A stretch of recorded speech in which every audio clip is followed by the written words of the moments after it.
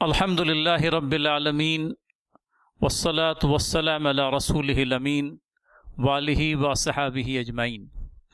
فاعوذ باللہ من الشیطان الرجیم، بسم اللہ الرحمن الرحیم۔ انی وجہت وجہی للذی فطر السماوات والارض حنیفا وما انا من المشرکین، قل ان صلاتی ونسکی ومحیای ومماتی للہ رب العالمین لا شریک لہ وبذالک امرت وانا اول المسلمین، صدق اللہ العظیم۔ محترم بھائیوں، بزرگوں اور دوستوں، عزت مآب ماؤں، بہنوں اور بیٹیوں، السلام علیکم ورحمۃ اللہ وبرکاتہ۔ ایک مرتبہ پھر سنت ابراہیمی علیہ السلام کو دہرانے کا موسم آ گیا ہے اور ابراہیم علیہ السلام کی یاد ہمارے دل و ذہن کے اندر میں تازہ ہو گئی ہے۔ وہ ابراہیم علیہ السلام جنہوں نے دنیا کی تعمیر نو ایک مرتبہ پھر توحید کے اصل الاصول پر کی۔ غور طلب ہے کہ اللہ تعالیٰ نے اپنے اس برگزیدہ نبی علیہ السلام کے ذریعے سے اس دنیا کی تعمیر نو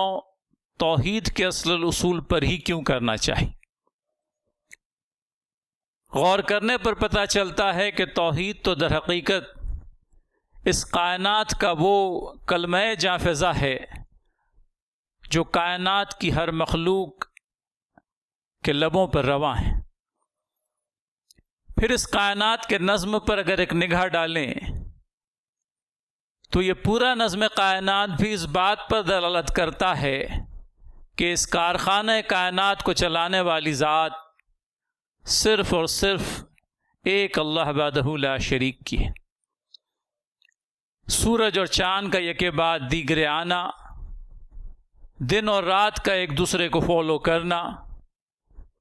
اسی طرح سے کائنات کے اندر میں رونما ہونے والی دیگر تمام تر تبدیلیاں، موسمیات کا جو چکر ہے وہ بھی، یہ سب کے سب اس بات پر دلالت کرتے ہیں، اس کائنات کی یکسانیت اس بات کی شاہد ہے کہ اس پورے کے پورے کارخانہ کائنات کو چلانے والی ذات صرف اور صرف اللہ وحدہ لا شریک کی ہے۔ توحید تو در حقیقت اس کائنات کا وہ نغمہ جاں ہے جو روز ازل سے جاری ہے اور روز ابد تک اللہ تعالیٰ چاہے جاری رہے گا۔ اس کائنات کے اندر میں انسان ہی ایک ایسی مخلوق ہے جس کو اختیار کی تھوڑی سی آزادی کیا دی گئی، وہ تو خود اپنا خدا بن بیٹھا اور حد سے متجاوز ہو کر اس نے اپنے ہی ہاتھوں سے بنائے ہوئے مختلف بتوں کو اپنا خدا تجویز کر ڈالا۔ عقل پر ماتم کرنے کے لیے جی چاہتا ہے کہ کہاں تمہیں اشرف المخلوقات بنا کر کے اس دنیا کے اندر میں بھیجا گیا تھا اور کہاں تم رذالت کے اس درجے کو پہنچ گئے کہ تمہاری اپنی عقل جن باتوں کے اوپر دلالت نہیں کرتی تھی انہی باتوں کو تم نے اپنے لیے اختیار کر لیا۔ حضرت ابراہیم علیہ السلام کی پیدائش بھی ایک ایسے خاندان میں ہوئی جو نہ صرف بت پرست تھا بلکہ بدگر تھا۔ بت بنانے کی صنعت خود آپ کے اپنے گھر کے اندر میں رائج تھی، لیکن ایک ایسے ماحول کے اندر میں آنکھیں کھولنے کے باوجود بھی اللہ تعالیٰ نے جو فطرت سلیم اپنے برگزیدہ بندے کو دی تھی، اس فطرت سلیم نے ہمیشہ سے ہی آپ کو بتوں سے بیزار رکھا۔ تلاش حق کا سفر سیدنا ابراہیم علیہ السلام نے شروع کیا اور یہ سفر کے آغاز میں انہوں نے کائنات کے مختلف مظاہر کا یکے بعد دیگر مشاہدہ کیا، ستارے پر نگاہ ڈالی، ستارے سے آگے بڑھ کر چاند پر پہنچے، چاند سے آگے بڑھ کر کے چمکدار سورج کی طرف بھی نگاہ کی، لیکن دیکھا کہ ایک وقت مقررہ کے بعد میں ستارہ، چاند اور سورج سب کے سب اپنے ہستی کو گما بیٹھے، غروب ہو کر کے رہ گئے، اور تب مظاہر کائنات پر سے نگاہ ہٹ کر کے خالق کائنات پر پہنچی اور خالق کائنات کو پا لینے کے بعد میں بے اختیار ان کے زبان سے یہ کلمات جاری ہوئے، یا قومی انی بریء مما تشرکون انی وجہت وجہی للذی فطر السماوات والارض حنیفا وما انا من المشرکین، کہ اے برادران قوم، میں اس شرک سے بیزار ہوں جس میں تم مبتلا ہو۔ میں نے اپنے تلاش حق کے سفر کے اختتام پر اس خالق حقیقی کو پا لیا جو سارے کائنات کا رب ہے، اور میں نے اپنے رخ کو اس کی طرف کر لیا نہایت ہی یکسو ہو کر، اور یہ کہ میں مشرکین میں سے نہیں ہوں۔ اس حقیقت کو پا لینے کے بعد میں اللہ تعالیٰ نے اپنے اس برگزیدہ بندے کے ذریعے سے یہ چاہا کہ وہ انسانی معاشرے کی تشکیل،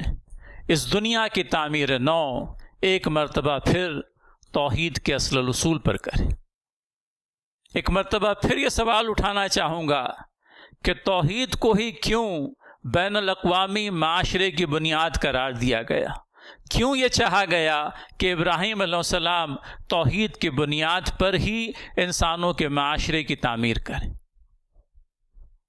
اس کے برخلاف اگر ہم دیکھیں، توحید کی بنیاد پر اگر انسانی معاشرے کی بنیاد نہیں ڈالی جائے، اور اگر کسی اور بنیاد پر انسانی معاشرے کو کھڑا کرنے کی کوشش کی جائے، توحید اگر نہ ہو تو انسانوں پر انسانوں کی غلامی کا بدترین سلسلہ شروع ہو جاتا ہے، اور یہ غلامی مختلف شکلیں اختیار کر لیتی ہے۔ انسانوں کو اپنا باج گزار بنانے کی کوششیں اس دنیا کے اندر میں اس وقت بھی ہوتی تھی جو دور ابراہیمی کہلاتا ہے، اور آج انسانوں پر انسانوں کی حکومتوں کو قائم کرنے کی کچھ مختلف شکلیں ہیں جو دنیا کے طاقتوروں نے اختیار کر رکھی۔ انسانی سماج کے اندر میں تفریق کرنے کے لیے مختلف بنیادیں فراہم کی جاتی رہی ہے۔ رنگ و نسل کی بنیاد پر ہونے والا بھید بھاؤ، ذات اور برادری کے نام پر ہونے والی تفریق، وطنی اور غیر وطنی کی بنا پر ہونے والا امتیاز، اور طبقاتی بنیادوں پر کیا جانے والا فرق، یہ وہ تفریقات ہیں جن سے انسانی معاشرہ مختلف ادوار کے اندر میں یوں کہہ لیجئے کہ کرہاتا رہا ہے۔ حضرت ابراہیم علیہ السلام کے زمانے میں بھی جب شرک کا غلغلہ موجود تھا، جب شرک کا غلغلہ ہوا، تب توحید خالص نے دنیا کے ان تمام تر رائج الوقت نظاموں کو چیلنج کیا، اس نظام شرک کو جس کا دورہ اس وقت تھا، اور اللہ تعالیٰ نے اپنے اس برگزیدہ نبی کے ذریعے سے انسانی معاشرے کی وہ بیش قیمت خدمت لی جس کے نتیجے میں انسانی معاشرہ مساوات، باہمی امن اور باہمی بقائے باہم کے اصولوں پر ایک مرتبہ پھر قائم ہو گیا۔ ہم یہ دیکھتے ہیں اللہ کے نبی علیہ السلام سے رب تعالیٰ نے عقیدہ توحید کی بنا پر انسانوں کے بین الاقوامی معاشرے کی تعمیر نو کا کام لیا، اور اس گراں قدر خدمت کے لیے اور کوئی نہیں، حضرت ابراہیم علیہ السلام سب سے پہلے منتخب ہوئے۔ ابراہیم علیہ السلام نے اندھے مقلدوں کے سامنے اپنے خود ساختہ خداؤں کی خدائی کے استحقاق کو جانچنے اور پرکھنے کے لیے جو کسوٹیاں فراہم کی، وہ اللہ تعالیٰ کی کتابوں کے اندر میں صراحت کے ساتھ میں موجود ہیں۔ خود اپنی قوم سے مخاطب ہو کر کے یہ بات کہی تھی کہ جن لوگوں کو تم نے اپنا خدا بنا رکھا ہے، ان کے تعلق سے کبھی یہ تو خیال کرو کیا یہ بولنے کی قوت رکھتے ہیں؟ ان کے تعلق سے کبھی یہ خیال تو اپنے دل میں لاؤ کہ کہیں یہ تمہیں نفع یا نقصان پہنچانے پر کوئی قدرت رکھتے ہیں؟ اور جب یہ کسوٹی فراہم کی گئی تو عقل کے اندھوں نے اس کسوٹی کو قبول نہیں کیا۔ مشکل بڑی دنیا والوں کی یہی رہی ہے کہ وہ ہمیشہ سے تقلید کے قائل رہے۔ حق کے مخالفوں نے جب کوئی اور دلیل حق کی مخالفت میں نہیں بنی تو یہی دلیل پیش کی کہ ہم نے اپنے باپ داداؤں کو اسی طریقے پر پایا ہے اور ہم ان کی اندھی تقلید کرتے ہوئے اسی طریقے پر قائم رہیں گے۔ اللہ تعالیٰ نے عقل سلیم سے دنیا کے ہر ایک انسان کو نوازا ہے، اور اگر اس عقل سلیم کا استعمال قوم ابراہیم علیہ السلام کرتی تو اپنے نبی کی دشمن نہیں بنتی۔ لیکن جب انسانی عقل اپنے آپ کو بالائے طاق رکھ دیتی ہے، تب پھر وہی کچھ ہوتا ہے جو ابراہیم علیہ السلام کے وقت میں ہوا۔ ابراہیم علیہ السلام کی آواز حق کو دبانے کے لیے بھرپور کوششیں کی گئی، لیکن وہ مرد موحد مختلف آزمائشوں سے گزرتا ہوا اللہ تعالیٰ کے دین کے لیے اپنی جانفشانیوں سے باز نہیں آیا۔ نمرود کے سامنے آواز حق کو بلند کرتے ہوئے حضرت ابراہیم علیہ السلام نے ایک مرتبہ پھر خدائی استحقاق کی کسوٹی کو پیش کیا کہ اے نمرود، اگر تو واقعتاً دنیا کے لوگوں کا خدا ہے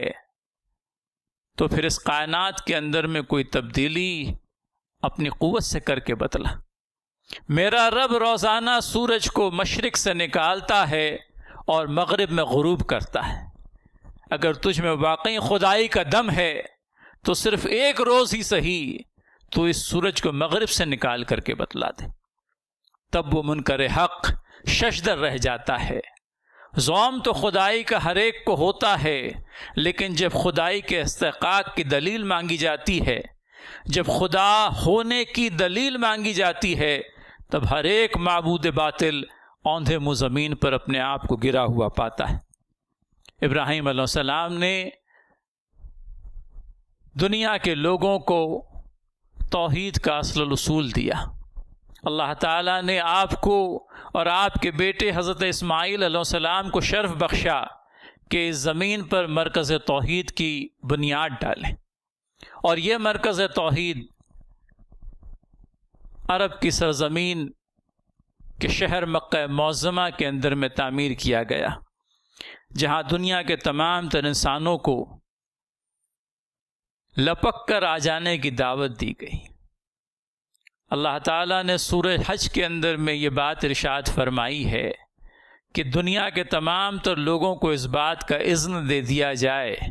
کہ وہ اللہ تعالیٰ کے گھر کے اندر میں رکوع و سجود کرنے کے لیے، فریضہ حج کی ادائیگی کے لیے دور و پاس کے مختلف علاقوں سے تشریف لائیں۔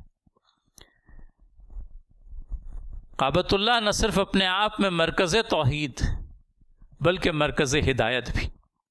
یہ وہ مرکز ہدایت ہے جہاں سے آفتاب ہدایت طلوع ہوتا ہے اور دنیا کے طول و عرض کے اوپر چھا جاتا ہے۔ یہ دعوت توحید دنیا کے گوشے گوشے تک پہنچتی ہے، اور حضرت ابراہیم علیہ السلام کی اپنی نسل کے اندر میں اس دعوت توحید کے کئی ایک علمبردار پیدا ہوتے ہیں۔ وقت گزرتا رہتا ہے، صدیاں یک بعد دیگرے گزرتی رہتی ہیں،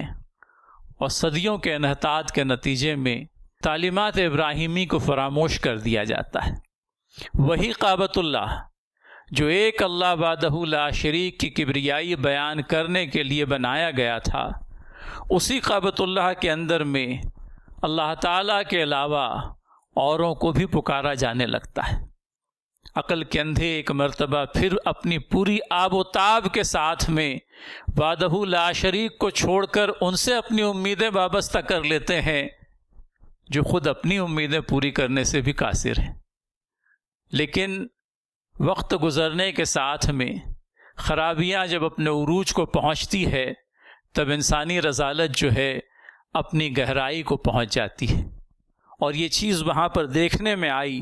کہ وہی کعبۃ اللہ جو اللہ تعالیٰ کی کبریائی بیان کرنے کے لیے تعمیر کیا گیا تھا، وہاں اللہ تعالیٰ کے علاوہ اوروں کو بھی پکارا جانے لگا۔ حضرت ابراہیم علیہ السلام کے نام لیوا کہنے والے تعلیمات ابراہیمی کو خود فراموش کر بیٹھے، اور پھر اللہ تعالیٰ نے نبی آخر الزماں صلی اللہ علیہ وسلم کے سامنے اس چیلنج کو پیش کیا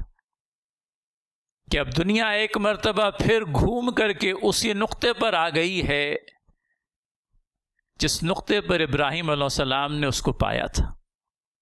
آج ایک مرتبہ پھر رب واحد کی بندگی کو چھوڑ کر بندگان خدا نے اپنے ہاتھوں سے تراشیدہ بتوں کو اپنا خدا بنا لیا۔ لہٰذا محمد صلی اللہ علیہ وسلم تمہارے سامنے بھی وہی چیلنج درپیش ہے جو سیدنا ابراہیم علیہ السلام کو درپیش تھا۔ انسانی معاشرہ ایک مرتبہ پھر توحید خالص کے اصول پر اپنا قیام چاہتا ہے، اور اس معاشرے کو اس اصل اصول پر اثر نو قائم کرنے کے لیے نبینا حضرت محمد صلی اللہ علیہ وسلم نے اپنے زندگی کے 23 بیش قیمت سال لگائے، اور ان 23 سالوں کے اندر میں وہ جانفشانیاں اور وہ محنتیں ہوئی کہ اللہ تعالیٰ کے فضل و کرم سے ایک مرتبہ پھر دین حق کا غلغلہ جزیرہ نما عرب کے اندر میں ہوا، ایک مرتبہ پھر بین الاقوامی انسانی معاشرہ توحید خالص کے اصولوں پر قائم کیا گیا، اور نبی محترم صلی اللہ علیہ وسلم کی حیات میں اور آپ کے بعد میں آپ کے خلفائے راشدین نے اس نظام حیات کو اپنا لہو دے کر کے بھی زندہ رکھنے کی بھرپور کوشش کی،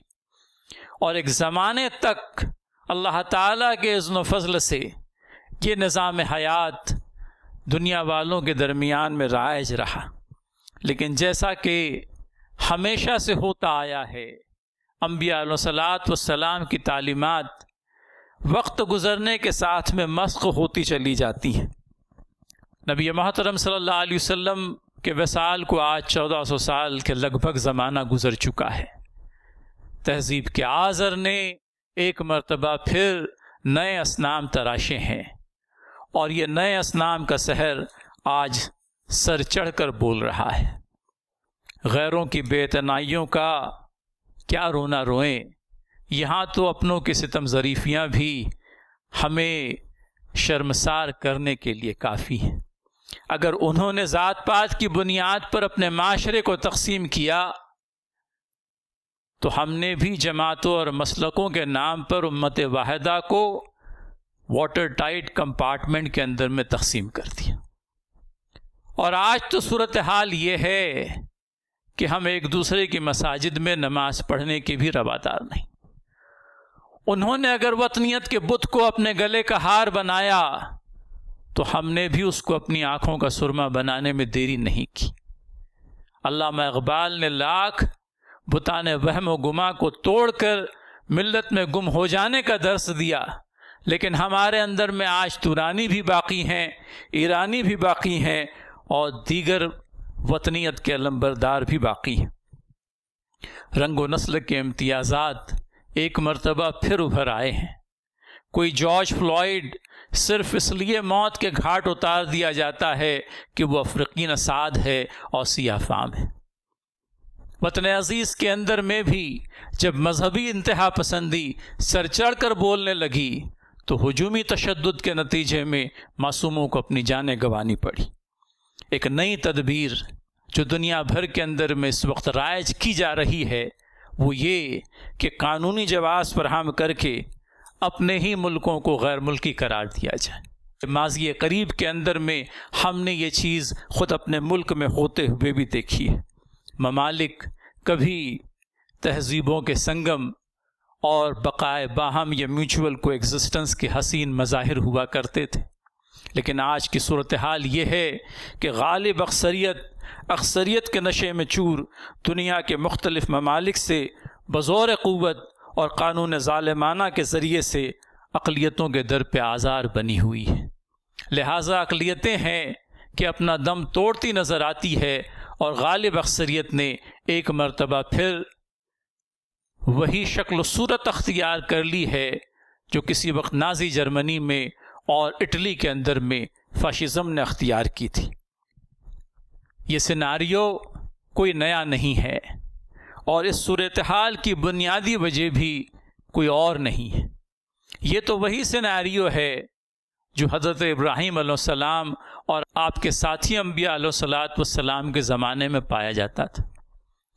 یہ تو وہی صورتحال ہے جو نبی محترم صلی اللہ علیہ وسلم کو درپیش تھی، اور اللہ تعالیٰ کے برگزیدہ انبیاء علیہ الصلوۃ والسلام نے اس صورتحال سے نمٹنے کے لیے جو تدبیر اختیار کی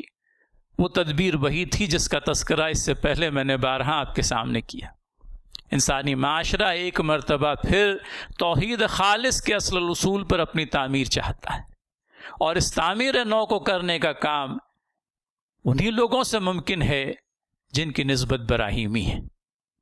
لیکن صرف چاہنے سے اگر منزل مقصود حاصل ہو جاتی تب تو ہماری چاہت سے ہم اب تک اپنے آپ کو منزل مقصود پر پاتے، لیکن صرف چاہنے سے بات نہیں بنتی ہے۔ بھائیوں اور بہنوں، وقت کا تقاضا ہے کہ اگر اس منزل مقصود کو ہم پہنچنا چاہتے ہیں، اگر بین الاقوامی انسانی معاشرے کو ہم ایک مرتبہ پھر توحید کے اصل الاصول پر قائم دیکھنا چاہتے ہیں، تو وہ جانفشانیاں اور کوششیں، وہ خون جگر جو اللہ کے نبی صلی اللہ علیہ وسلم نے اختیار کیا، جو سیدنا ابراہیم علیہ السلام نے جن کوششوں کو اپنے لیے پسند کیا، وہ جانفشانیاں اور وہ کوششیں ہمیں بھی کرنی ہوگی۔ ہے نا بندے عروس لالہ ہے خون جگر تیرا، بڑی پیاری بات کہی تھی علامہ اقبال نے کہ تمہارے خون جگر کی سرخی کی مثال عروس لالہ کے ہاتھوں پر جو مہندی سجی ہوئی ہے اس سرخی کی مثال ہے۔ تو اگر انتھک کوششیں ہوگی تو انشاءاللہ العزیز ایک مرتبہ پھر اس معاشرے کی تشکیل نو کا کام اس امت کے ذریعے سے ہو پائے گا۔ لیکن اس کے لیے ہمیں کیا لاہ عمل اختیار کرنا ہے، اس کے لیے ہم کو کیا کچھ کرنا ہے، اس مختصر سی گفتگو کے اختتام کے اندر میں چند ایک نکات کرنے کے کام کے طور پر آپ لوگوں کے سامنے بلکہ ہم سب کے سامنے رکھتا ہوں۔ اس میں سب سے پہلی بات تو یہ کہ ہم اپنے مطالعے کو وسیع کریں۔ توحید خالص ہی کیوں انسانی معاشرے کی تعمیر نو کی بنیاد ہو سکتی، یہ چیز دنیا جہان والوں کو باور کرانی ہوگی، اس بات پر ان کو متفق کرنا ہوگا کہ اس دنیا سے مظالم کے خاتمے کی صرف اور صرف ایک ہی راہ ہے، اور وہ یہ ہے کہ انسانوں پر سے انسانوں کی خدائی کا خاتمہ کر دیا جائے، انسانوں پر سے انسانی غلامی کا خاتمہ کر دیا جائے۔ دنیا کے تمام تر انسان ایک اللہ وحدہ لا شریک کے بندے، اور بندگی کے ناطے وہ ایک دوسرے کے ساتھ میں گویا کہ مساوات کی ایک لڑی کے اندر میں اپنے آپ کو پرویا ہوا پائیں۔ ان کے درمیان میں رنگ و نسل کا، ان کے درمیان میں ذات پات کا، ان کے درمیان میں اونچ نیچ کا، ان کے درمیان میں طبقات کا کوئی فرق باقی نہیں۔ وہ تمام کے تمام تر بندگان خدا ہے، وہ تمام کے تمام حضرت آدم اور حوا کے بیٹے ہیں، اور حضرت آدم کو اللہ تعالیٰ نے مٹی سے پیدا کیا تھا۔ ہاں فضیلت کی بنیاد ہو سکتی ہے، اور فضیلت کی بنیاد صرف اور صرف اللہ تعالیٰ کا تقوی اور پرہیزگاری ہے۔ جو اللہ تعالیٰ سے جس قدر ڈرنے والا ہوگا، جو اللہ تعالیٰ کے احکامات اور فرامین کا جس قدر پابند ہوگا، وہی اللہ تعالیٰ کے نزدیک، اللہ تعالیٰ کے نگاہوں میں برگزیدہ ہوگا، پسندیدہ ہوگا، فضیلت مآب ہوگا۔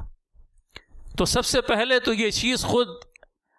اپنے آپ کو بھی یاد دلانی ہے کہ توحید ہی وہ اصل الاصول ہے جس پر انسانی معاشرے کی تعمیر ہمارا مقصود نظر ہونا چاہیے۔ ہم خود اپنے آپ کو اس بات کے اوپر راضی برضا پائیں کہ توحید خالص ہی اس دنیا کی بقا کا، اس کی امن و سلامتی کا، دنیاوی اور اخروی کامیابی کا ضامن ہو سکتی ہے۔ اور توحید خالص کے اس عقیدے کو نہ صرف ایک اسلامی عقیدے کے طور پر پیش کرنا ہے، بلکہ توحید خالص کو انسانی معاشرے کی بنیاد کے طور پر پیش کرنا ہے۔ پھر اسی کے ساتھ ہی دنیا کی تمام تر اقوام و ملل کو بلانے کے لیے اللہ تعالیٰ کی طرف جو اصول کتاب اللہ نے ہم کو دیا، ادعو الی ربک بالحکمت والموعظۃ الحسنہ، کہ دنیا کے لوگوں کو اللہ تعالیٰ کی طرف بلائیں جو ان کا خالق و رب ہے، اور بلانے کے لیے جو طریقہ اختیار کریں وہ موعظۃ الحسنہ کا ہو، وہ حکمت سے بھرپور ہو، وہ دانائی سے معمور ہو۔ لہٰذا موعظۃ الحسنہ اختیار کریں۔ ہمارا ہم وطن بھائی، ہمارا دین شریک نہ سہی، لیکن وہ ہمارا بھائی ہے، اور اس بھائی کے تحت ہمارا جو رویہ ہونا چاہیے وہ برادرانہ ہو جائے۔ وہ برادرانہ رویے کے ساتھ میں، اس انسانی ہمدردی کے جذبے کے ساتھ میں جب ہم اس کو اپروچ کریں گے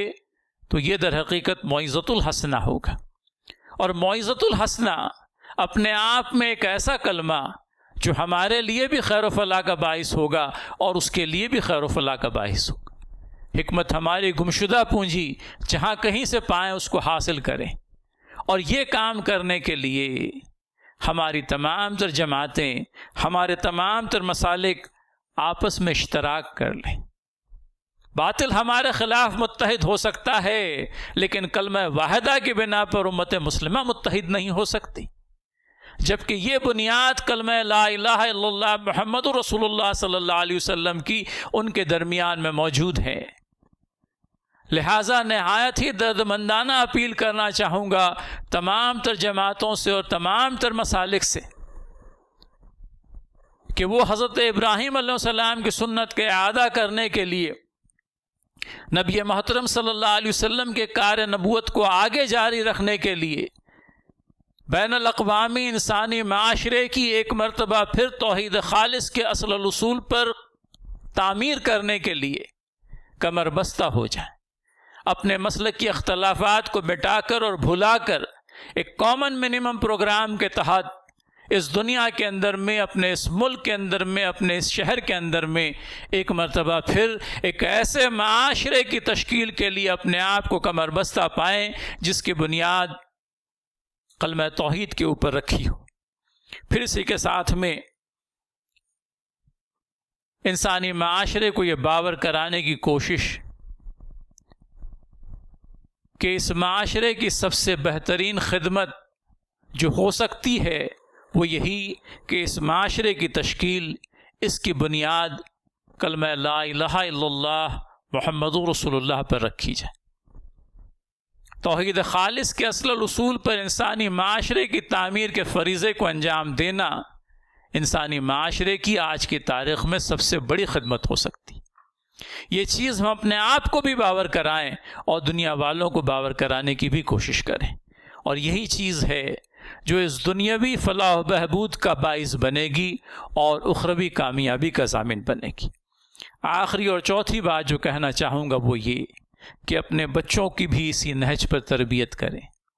یعقوب علیہ السلام جب بستر مرگ پر تھے تو آل یعقوب کو اپنے گرد بلا لیا تھا اور یاد دلایا تھا کہ میرے مرنے کے بعد میں کیا کروں گے. یہ نہیں پوچھا تھا کہ تمہاری دنیاوی اغراض کی تکمیل کیسے ہوگی. نبی کا ورثہ دینار و درہم نہیں ہوتا، نبی کا ورثہ اس کی تعلیمات ہوتی ہے، وہ دین ہوتا ہے جو وہ اپنے پیچھے اپنی اولاد کے لیے چھوڑ جاتا ہے. لہٰذا پوچھا تھا آل یعقوب سے کہ جس طرح سے میں نے اپنی زندگی تمہیں اور ذریت آدم کو ظلم و جور کے پھندوں سے آزاد کر کے ایک اللہ وحدہ لا شریک کی بندگی میں دینے کے لیے وقف کی، کیا میرے اس مشن کو تم آگے جاری رکھو گے؟ کیا تم اپنے آپ کو اللہ تعالیٰ کی بندگی میں باقی رکھو گے؟ کیا دنیا جہان کے تمام تر انسانوں کو ظلم و جور کے پھندوں سے نکال کر اللہ تعالیٰ کی بندگی میں دوں گے؟ تب آل یعقوب نے اطمینان دلایا تھا اپنے بستر مرگ پر پڑے ہوئے جد کو، اپنے بستر مرگ پر پڑے ہوئے والد کو، کہ ہم اسی دین پر قائم رہیں گے جس پر ہم نے اپنے آبا ابراہیم علیہ السلام کو پایا تھا اور جس پر ہم نے آپ کو پایا. تو حضرات محترم اور خواتین ملت، یہ وہ گفتگو جو اس مخصوص موسم کے اندر میں ہم سب لوگوں کے سامنے رکھنی ہے، اور وہ رکھنی اس لیے بھی ہے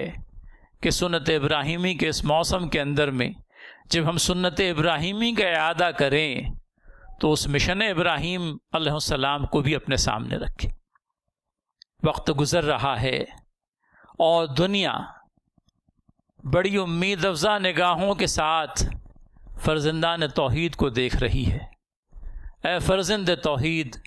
تجھ سے یہ امید کہ چونکہ تیری نسبت براہیمی ہے، دنیا کی اثر نو تعمیر کے کام کو تیرے ہی ہاتھوں سے انجام پانا ہے نا بندے، عروس لال ہے خون جگر تیرا، تیری نسبت براہیمی ہے، معمار جہاں تو ہے. اے بار تعالیٰ ہمت و حوصلہ دے، اے بار تعالیٰ صبر و تحمل دے، اے بار تعالیٰ ایمان و یقین کے اندر میں افزونی عنایت کر، کہ انسانی معاشرے کے تعمیر نو کا کام وہ بھی تیرے کلمہ لا الہ الا اللہ کی بنیاد پر اپنے آپ میں ایک مشکل کام ہے، تو ہماری مشکلات کو آسان کر اور ہمارے کمزور کاندھوں پر رکھی ہوئی ذمہ داری سے عہدہ برا ہونے کی قوت و طاقت ہم لوگوں کو عنایت کر، ہمیں قابلیتیں اور صلاحیتیں دے، ہمیں ایمان و یقین کی افزونی دے، ہمارے چھوٹے سے حوصلے کو بلند کر دے، ہمارے عزم و استقلال کو مزید قوت و طاقت نصیب کر، اور اس کام کو ہمارے لیے آسان فرما۔ ربنا تقبل منا انک انت السمیع العلیم وتب علینا انک انت التواب الرحیم، وصلی اللہ تعالی وعلی آل محمد وآلہ وصحبہ اجمعین، وآخر دعواہم ان الحمد للہ رب العالمین۔ شجر سوکھا اگر ہوگا تو سوکھا ہی ثمر ہوگا، جو مردوں کے پجاری ہے انہیں مٹنے کا ڈر ہوگا۔ تیرا رب زندہ وہ جاوید ہے، سو جاویدہ تو ہے،